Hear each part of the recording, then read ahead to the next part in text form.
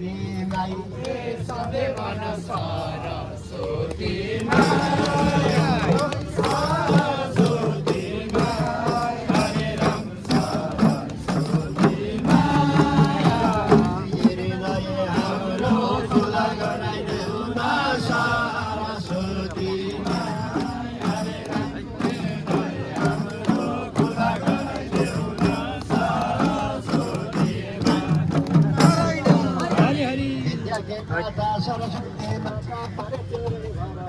रचे गर जो जानेको भक्तहरू भन्छन् खरा नजानेको ठाउँमा ए सरस्वती माता देवले रचे गर नारायण कण्ठ खुला गराइदेऊ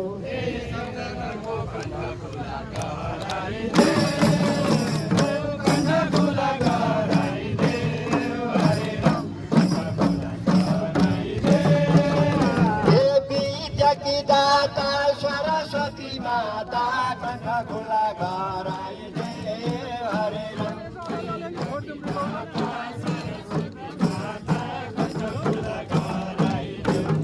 नारायण लीला भनौ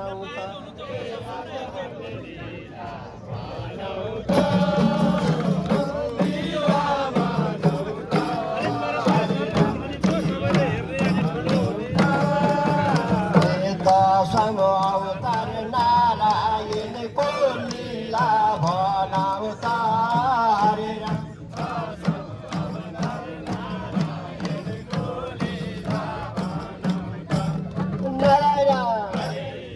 प्रथम प्रभुजीले मसे अवतार लिए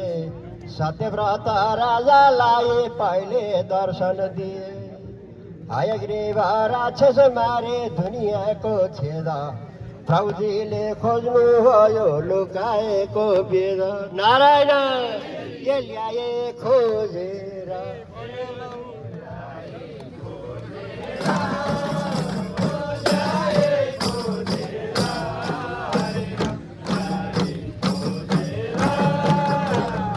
यो कस्तो छेद लुकाएको वेद ल्याए खोजे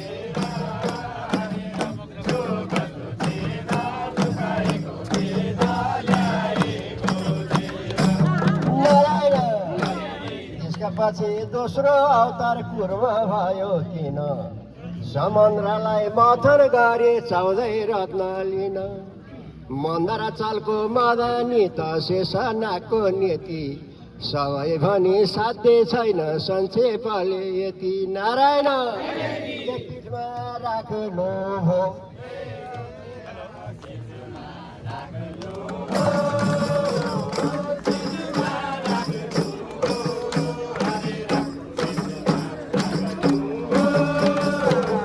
मन्दरा चाल पर्वतलाई पीठमा राख्नु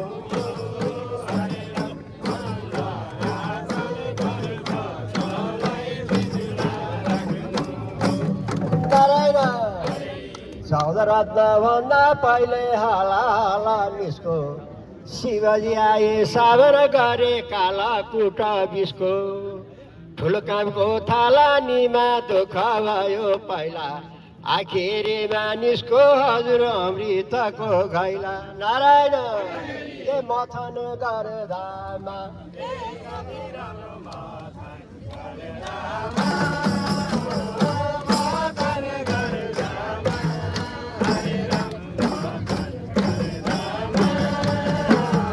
दुःख भयो पहिला पछि निस्को घैला मथन गर्दामा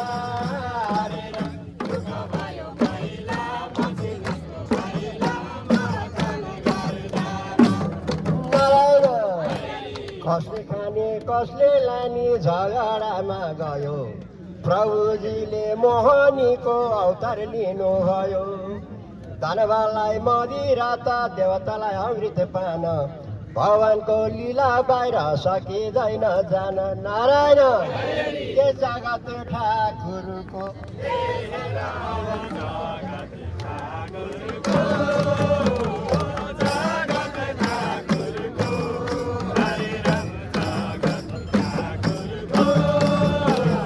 बयान गरे साध्य छैन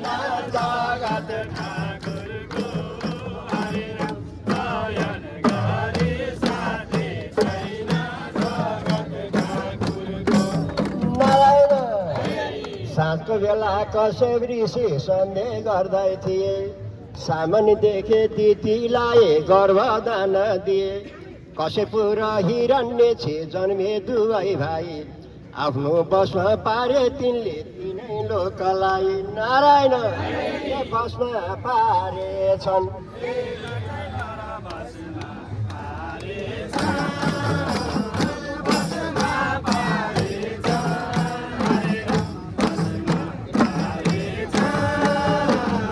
तिनै लोक 14 भुवन बसमा पारेछन्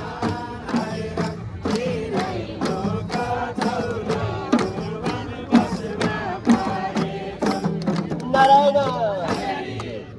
हिरण्य चेतनावता जाए नै थियो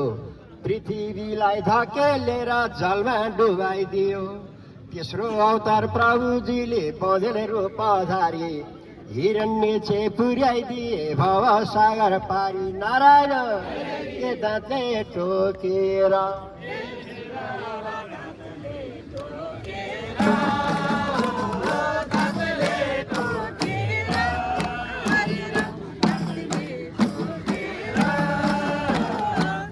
पृथ्वीलाई उठाउनु हो दाँतले टोकेर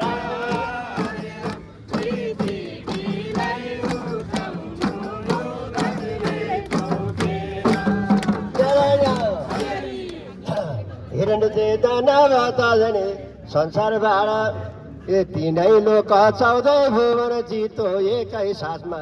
न त दिनमा मार्न सक्नु न त मर्छ रातमा नसुकेको न त काँचो त्यसको थियो मरण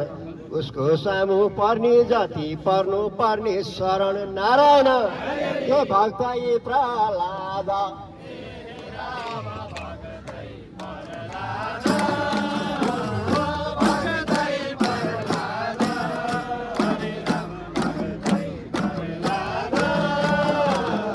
कश्यपका छोरा थिए भक्तै प्रहलाद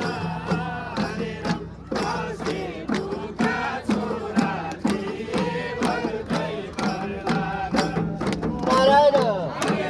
आफ्नो छोरो प्रहलादलाई धेरै दियो दुःख प्रभुजीले लिनुभयो नरसिंह रूप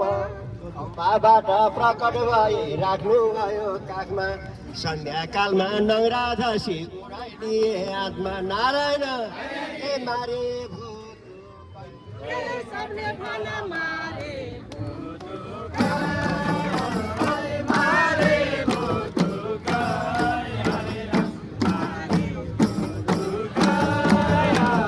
काखमा बसे नङ्रा धसे मारे भूतुक हरेर